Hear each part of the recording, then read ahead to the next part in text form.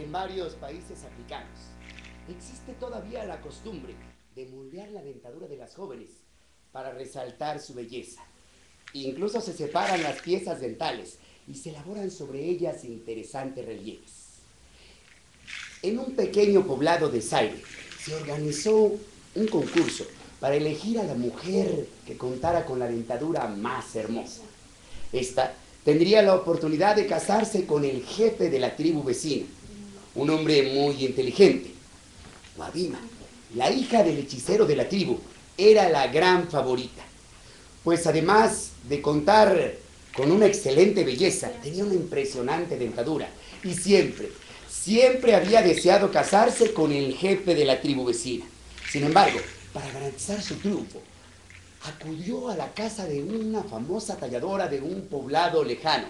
Le entregó a esta todos sus ahorros y le pidió que a cambio realizara en su dentadura un trabajo excepcional. La talladora aceptó y, habiendo cumplido con su cometido, le pidió a Guabima que antes de volver fuera muy cuidadosa, porque nadie tenía que ver su dentadura sino hasta el día del certamen. Todo esto para evitar las envidias y su respectivo poder. Guabima volvió a su casa y al mediodía siguiente salió en dirección al río en busca de agua. Allí fue interceptada por varias de sus amigas, quienes intentaron charlar con ellas, pero Guabima solo se limitó a responder a través de monosílabos, o en el mejor de los casos, con movimientos afirmativos o negativos de cabeza. Pero Selitama, otra de las grandes contendientes para dicho concurso, una mujer que también contaba con una impresionante dentadura, se dio cuenta que algo muy extraño estaba pasando y decidió averiguarlo. Por lo cual hizo cuanto pudo para que Guabima sonriera. Y lo logró. Cuando Guabima sonrió, todas quedaron paralizadas, observando el magistral trabajo de que había sido objeto la dentadura de Guabima. Selitama, sin embargo, se preocupó demasiado, pues consideraba que sería demasiado difícil que ella pudiese ganar el concurso y se casara con el jefe de la tribu vecina. Por lo cual, decidió acompañar a Guabima a su casa. Algo se le ocurriría en el camino. Y así fue. Cuando caminaban a las orillas de un profundo lago, Selitama repentinamente arrojó a Guabima al lago y la ahogó. El día del certamen, Selitama, tal como lo había planeado, resultó ganadora y se casó con el jefe de la tribu vecina. Dicho jefe, días después, realizaba una extenuante cacería en las proximidades del lago donde había muerto Guabima, cuando repentinamente escuchó un extraño canto melancólico. Identificó el timbre de aquella voz. Sabía que se trataba de Guabima, así que volvió a la aldea. Comentó lo sucedido al hechicero y ambos regresaron al lago buscando aquel maravilloso canto. Pero no solo lo escucharon, sino que vieron a Guabima danzando en la superficie del agua. Se había convertido en una ninfa acuática. El hechicero, padre de Guabima, solicitó la ayuda de los pescadores de las proximidades y juntos la rescataron, utilizando su poderosa magia. El hechicero la volvió a su forma tradicional y Guabima aprovechó para comentar lo que había sucedido. Dio detalles diciendo que Selitama la había arrojado al lago y la había ahogado solo para quedarse con el primer puesto y aprovechar casándose posteriormente con el jefe de la tribu vecina. Dicho jefe, que se encontraba presente, se puso furioso y ordenó de inmediato quemar viva a Selitama. Así lo hicieron. Por ello, días después, Guabima se casó con el jefe de la tribu vecina, tal como lo había deseado desde muchos años atrás. El día de la boda, Guabima mostró ante todos y todas su magnífica y magistralmente tallada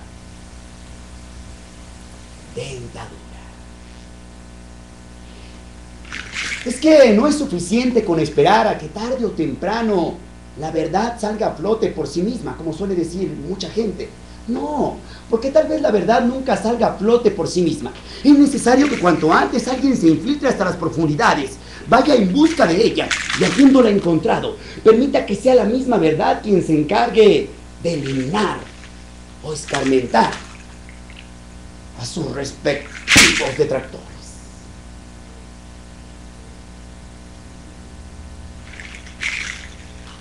Existen 54 países en el continente africano en la actualidad. Sin embargo, las fronteras continuamente han cambiado su curso político, su curso geográfico, su curso incluso étnico y sobre todo su curso vivencial.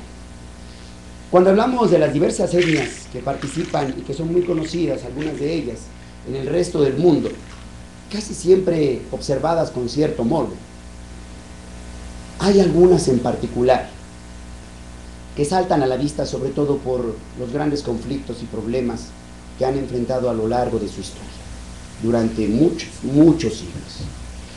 La historia que les voy a presentar a continuación es una historia de los pigmeos Tuwa, de República del Congo. Espero que sea de su agrado.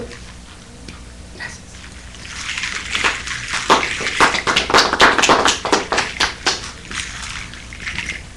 Existen aproximadamente 200.000 pigmeos Tuwa en República del Congo.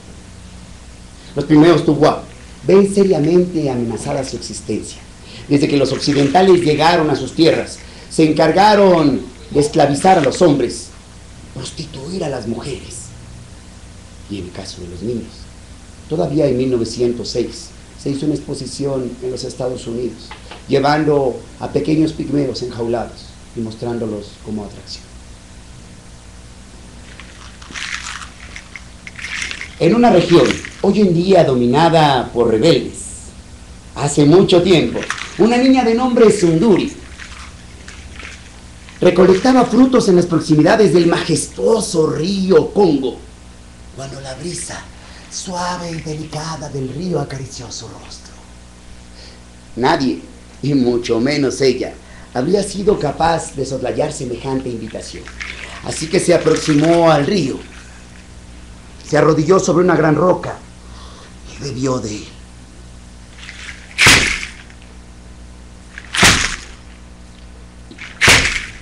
Un inmenso elefante se aproximó a ella por detrás, pisando las hierbas acuáticas que bordeaban el río.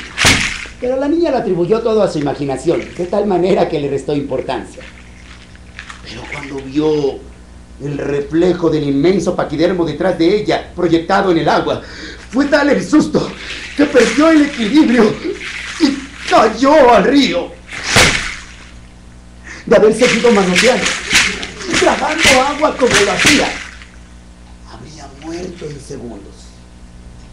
Pero el elefante, utilizando su larga trompa, logró asirla y la rescató. Cuando la niña volvió en sí, el elefante había desaparecido entre la espesura de la selva. Sunduri, a pesar de ser muy pequeña, comprendía que un elefante no solía hacer algo así por un humano, y mucho menos por un pigmeo. Así que en cuanto volvió a la aldea comentó lo que había sucedido a sus pobladores, pero nadie le creyó, salvo su madre, que cuando la vio, la llevó a sus brazos, asintiendo con una sonrisa, y celebró que su hija hubiese sido salvada por un elefante. El tiempo pasó y Sunduri se convirtió en un adolescente. Lamentablemente para aquel entonces, la tribu pigmea atravesaba por una severa hambruna que se remontaba a meses atrás. Los pigmeos se caracterizaban por cazar animales pequeños, aves, cerdos salvajes, monos y rara vez antílopes.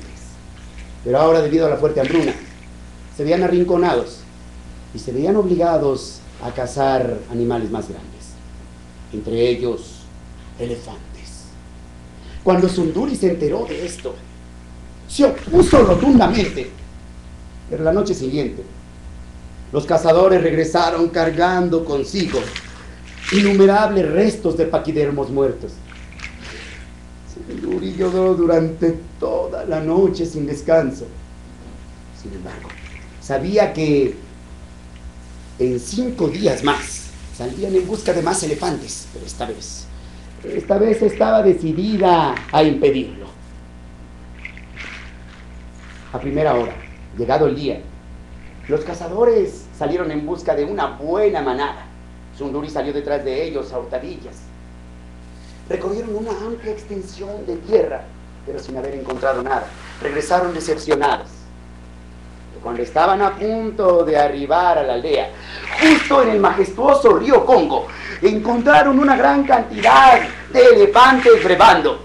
Uno de los cazadores tomó la delantera y cuando estaba a punto de arrojar su lanza, fue alcanzado por una flecha que Sunduri lanzó certera. La adolescente, interponiéndose entre los elefantes y los miembros de su tribu, aseguró que no dudaría en utilizar otra flecha para defender a los elefantes, y agregó con la voz temblorosa, casi a punto de llorar, pero sin dejar de apuntar: los elefantes llegaron a la tierra mucho antes que los humanos. Lo menos que podemos hacer por ellos es respetarlos. Cuando hayan acabado con los elefantes, ¿quién seguirá? ¿Los bosques? ¿Los ríos? ¿El río Congo? ¿Sus semejantes? ¿Por qué no pueden permitir que aquellos que nos dieron casa, nos dejaron habitarla y modificarla, sigan habitando la tierra? ¿Por qué no pueden permitir que aquello que dura más que nuestro corto entendimiento siga existiendo? Los pigmeos inclinaron la cabeza y, decepcionados, regresaron a la aldea. Desde entonces no se supo de otro pigmeo que intentara cazar o infligir daño alguno a un elefante. Hoy, sin embargo, mucho tiempo después, son los pigmeos Uwa de República del Congo quienes ven seriamente amenazada su existencia, pues desde que llegaron los occidentales los persiguen y prácticamente los cazan.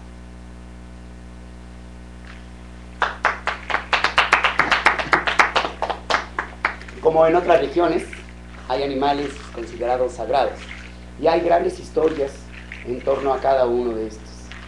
Hay un animal muy conocido en el mundo africano y es justamente el elefante.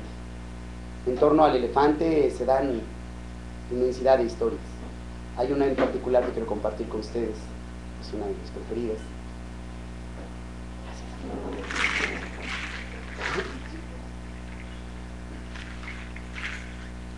Un integrante de la tribu Kamba de Kenia padecía una pobreza tal que un día decidió acudir ante el hechicero de su tribu para solicitarle un consejo con el cual remediar su crítica situación. Luego de escuchar las cuitas del nativo, el hechicero le recomendó acudir ante Ibon Yangia, un rico y bondadoso ganadero, pues con seguridad este podría orientarlo para emprender un negocio productivo. Cuando Ibon Yangia escuchó su problema, decidió ayudar. Por ello, le ofreció vacas, ovejas y cabras. Pero para su sorpresa, el orgulloso visitante, a pesar de su pobreza, se rehusó a recibir caridad y solo le pidió que le diera la fórmula para hacer riqueza. Ibon Yangia se rascó la cabeza en busca de una buena recomendación, pues él mismo no tenía un método para hacerse de riqueza. De pronto, sus ojos se iluminaron. Acudió a su casa, sacó un frasco con ungüento y se lo entregó al nativo, no sin antes recomendarle que untara dicho ungüento en los colmillos superiores de su esposa. Estos crecerían de forma extraordinaria. Él podría cortarlos y venderlos por una muy buena suma. El nativo esperanzado siguió las instrucciones al pie de la letra. Y al cabo de un par de semanas, sorprendido, descubrió que los colmillos de su mujer habían crecido de forma descomunal, alcanzando el tamaño de un brazo, y eran de marfil puro. Así que los cortó y se los vendió a un grupo de comerciantes, quienes pagaron una verdadera fortuna por ellos. Repitió esta operación una y otra vez, y al darse cuenta que esto le retribuía maravillosos dividendos, se convirtió en un hombre próspero. Pero un envidioso, muy envidioso vecino, se atrevió a aproximarse a él y preguntarle cuál era la fórmula para hacer riqueza. El nativo se limitó a recomendarle que acudiera ante Ibón Yangía y le hiciera el mismo cuestionamiento. Así que el vecino acudió, e Ibón Yangía, después de escuchar este segundo hombre, consideró que lo más prudente era repetir la operación. Así que sacó otro frasco con ungüento, se lo obsequió y le dio las indicaciones. El hombre la siguió al pie de la letra, pero solo olvidó algo muy importante: cortar en el momento debido los colmillos de su mujer y venderlos. Por lo cual, los colmillos de su esposa crecieron de forma descomunal, al tiempo en que ella embarnecía impresionantemente.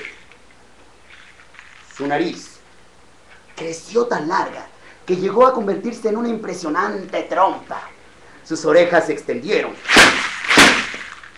y sus brazos y piernas se hicieron gruesas y pesadas patas. Detrás le brotó una pequeña cola y su voz mutó de tal manera que llegó a convertirse en un bramido insoportable y difícil de comprender. Se había convertido en una inmensa elefanta. Al darse cuenta que no cabía más en la pequeña choza, la echó abajo y se dirigió a la jungla. Debido a que estaba embarazada, pronto parió una pequeña cría, exactamente igual a ella, y ambos se quedaron a vivir en la selva por el resto de sus días. Así es como refieren los miembros de la tribu Kamba de Kenia, que surgieron los primeros elefantes en todo África. Cuando Ibón Yangía se enteró de lo que había pasado, decidió ocultar muy bien el ungüento y no volver a proporcionárselo a nadie, pues comprendió que cuando alguien libera un microbio, por pequeño e insignificante que éste parezca, con el paso del tiempo y el suficiente descuido, este puede reproducirse y llegar a convertirse en una espantosa e irremediable epidemia. Gracias.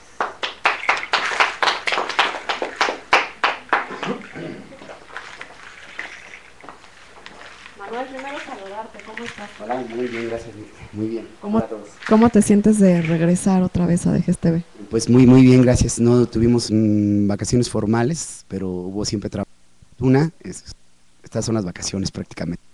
Uno siempre hay vacaciones de una u otra manera. Vacaciones trabajando, contando cuentos. Así es, con la música, con los cuentos, en fin, sí, afortunadamente. Pues, ¿qué crees? Nada más tenemos un mensaje de una técnica. ¿Nos ponemos tristes? No, definitivamente no. Yo creo que hay que tomar en cuenta siempre que aunque haya un solo individuo, si este individuo en dado momento puede propagar lo que ha escuchado el día de hoy de una u otra manera, digerirlo, asumirlo, eso es algo fundamental. Yo creo que no es necesario pensar realmente en las masas, aunque sería interesante, sin lugar a dudas, siempre tener a más gente que se aproxime. Tomamos en cuenta que a lo mejor están los inicios de clases, entre otras cosas, pero no, desde luego esto nunca angustia. Cuando vamos a diferentes recintos, hay veces en las cuales habemos más en el escenario y menos gente debajo, pero eso es algo bien común de veras en los centros culturales, sobre todo cuando hay narración, a veces en el teatro independiente, por ejemplo, es algo que también sucede, hasta en el teatro profesional llega a suceder, sobre todo cuando no son estas grandes puestas en escenas que respalda a lo mejor la mercadotecnia, y en ese sentido, por eso digo, pues de alguna manera uno se acostumbra, pero no es solamente cuestión de costumbre, sino incluso también de pensar que uno tiene bien definido qué es lo que pretende con los cuentos, hacia quién pretende llegar, y además tomar en consideración que este medio, bueno, pues puede funcionar de otra manera, pensando en que cualquier persona puede consultar los programas a la postre que ya están ahí reciclados.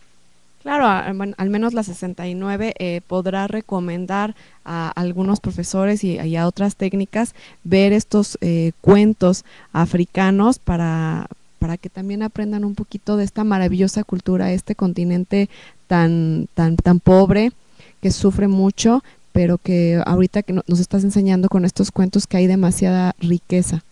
Sí, en efecto me están diciendo que vaya muy lento, que estoy hablando muy rápido, así es que nos quedan 15 minutos. No, lo cierto es que sí, en efecto como bien mencionas, hay mucha pobreza. Hablamos de que hay algunas estadísticas que marcan que el 50% de la población vive con menos de $1 al día. Entonces la pobreza, se ha escuchado mucho ahora de Somalia, pero no solamente Somalia, hay muchos países más allá, también los hay aquí en América, aquí en México incluso, también lamentablemente muchas comunidades en esas condiciones, no es necesario ir hasta allá, pero lo cierto es que por otro lado también es un país muy rico, ¿no? En fauna, en flora, en fin, un ecosistema impresionante que a pesar de todo también, no solo los occidentales, sino desde luego también el consumo, ¿no? Excesivo de parte y el descuido de parte de los humanos ha generado una gran problemática, porque por ejemplo los ríos, como mencionábamos, el Congo que mencioné en uno de los cuentos, es el río después del Amazonas el segundo más caudaloso, ¿no? Aunque no más grande, pero el más caudaloso del mundo. Y es un río que difícilmente alguien conoce, ¿no? Alguien ha escuchado un poco del río Congo, y sin embargo es un río majestuoso. Entonces, pero esto, el talar los bosques, que en el caso, por ejemplo, de los Tuwak, como son pigmeos, que no miden más comúnmente de 4 pies de altura, pues son tomados como esclavos y fundamentalmente para talar los bosques. Esto desde luego va dañando las tierras, el ecosistema en general, y esto pues ahora lo va haciendo menos productivo y se convierten en tierras realmente pobres, como son pobres las comunidades de antemano, pues sin pensar a futuro, ¿no? También mencionaste varias cosas con relación a sus tradiciones. El primer cuento donde platicas de los dientes, de cómo las mujeres los tallan y nosotros lo consideramos a lo mejor como algo poco estético, para ellos es todo lo contrario, ¿no? Así es, bueno, incluso, no creo que sea tu caso, tiene los dientes muy detallados. Trae unas incrustaciones. De oro y un diamante. ¡Ah! Nada, lo cierto es que sí los tienen muy bien cuidados. Lo cierto es que, bueno, hay mucha gente, por fortuna también, que toma el cuidado de los dientes como algo trascendental en cualquier parte, pero allá en lo particular, no solamente en las culturas africanas, incluso también aquí en América se ha manejado en épocas muy remotas el cuidado de los dientes, y que también tenían que lucir, por ejemplo, fundamentalmente las mujeres. Entonces allá se sigue dando, sin embargo, hay culturas. Yo hace rato platicaba aquí con ustedes respecto a los Masái, por ejemplo, que tienen tradiciones de miles de años, ¿no?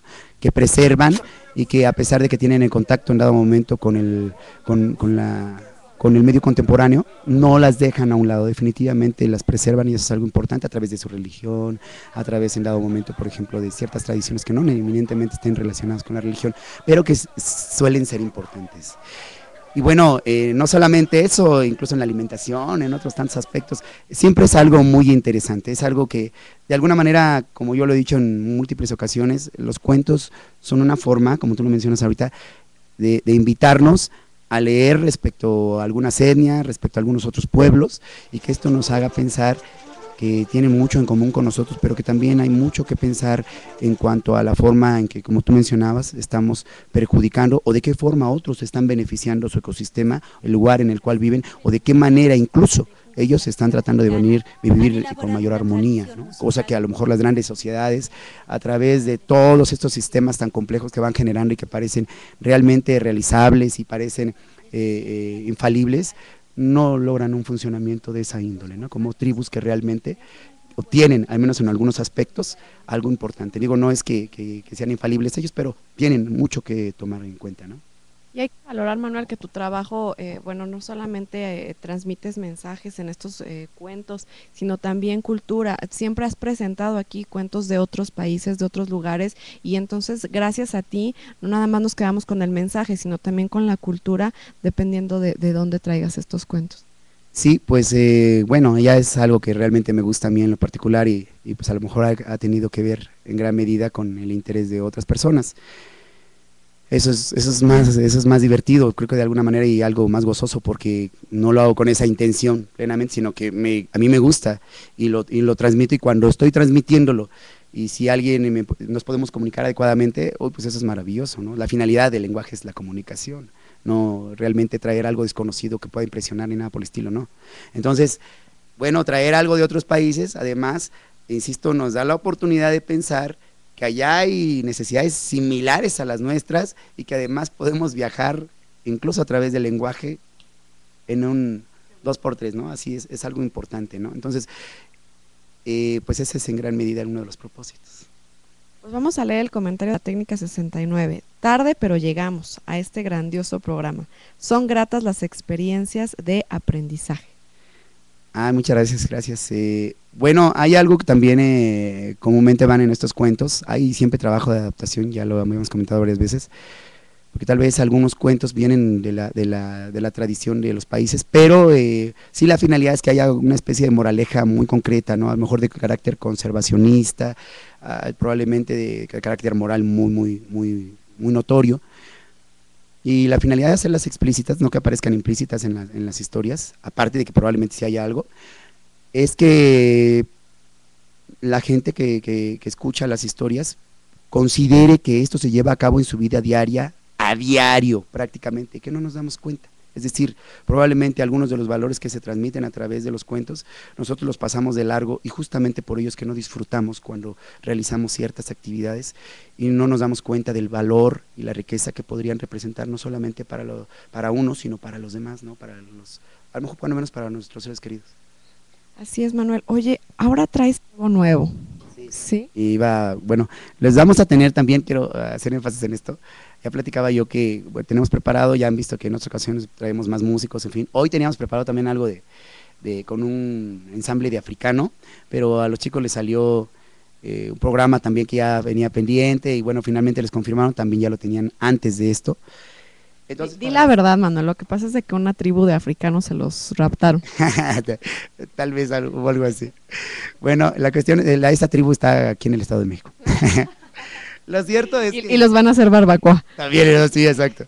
Entonces, lo cierto es que, bueno, vamos a presentarles, ahorita les presenté parte de algunos cuentos, en particular de la zona meridional de africana. Después les presentaré también algunos cuentos de los Tuwa, otros de los Tuwa que tienen que ver con los Hutus y los Tutsis, que todavía mantienen una batalla impresionante, ha habido muchos muertos y en los cuales los occidentales también han tenido que ver demasiado para que esto se agrave. Les vamos a presentar algo también de los Tuswana, que crearon un estado, un país que se llama, justamente tiene ese nombre, y que están en Sudáfrica también y que tuvieron que ver con el apartheid, que de allá de Sudáfrica. Les voy a presentar también algo del norte de África en su momento, que es algo también de Marruecos y Túnez. Entonces, bueno, pues también es África. Entonces, ya les traeremos algo, les traeremos también ya algo, los grupos, para que entonces puedan observarlo como en otras ocasiones. Claro, y que nos puedan acompañar las escuelas secundarias técnicas, ojalá que tengan la oportunidad de acompañarnos en estos futuros programas para que sigamos conociendo a este continente africano tan maravilloso. Y bueno, nos piden música, Manuel. Música, pues les voy a interpretar una pieza. Insisto, como tenía preparado algo así como con los chicos, pues les voy a interpretar algo de fusión, en este caso, que es comúnmente lo que yo puedo hacer en realidad solo. Lo demás, por lo regular, no se escucha bien si estoy yo solo, con un solo tambor y cuestiones que son solo como lo que les presenté hace rato, por lo regular, en las ensambles de africano tradicionales de Mali, en fin, porque también tienen sus regiones. Se presenta un dundunero, alguien que utiliza el kenkeni, en fin, entonces también hay metal, hay otro tipo de cosas, por ejemplo, ahí está otro yembe y el que va soleando, o sea, no es nada más un individuo que de pronto toca el tambor, porque realmente no tiene mucho sentido, no es como en el caso del árabe que hemos presentado, que sí puede en dado momento el percusionista hacer bailar a alguien y que tiene una gran diversidad, ¿no? Le da una gran riqueza. En este caso, pues no es, voy a interpretarles algo que va a generar un poquito de difusión, espero que sea desagradable. Con esto despido. Claro que sí, pues muchas gracias a las escuelas secundarias técnicas que estuvieron acompañándonos el día de hoy y pues los dejamos aquí con Manuel y un poquito de música en esto que fue Los Percucuentos. Están aquí en DGS TV, TV Aprendiendo.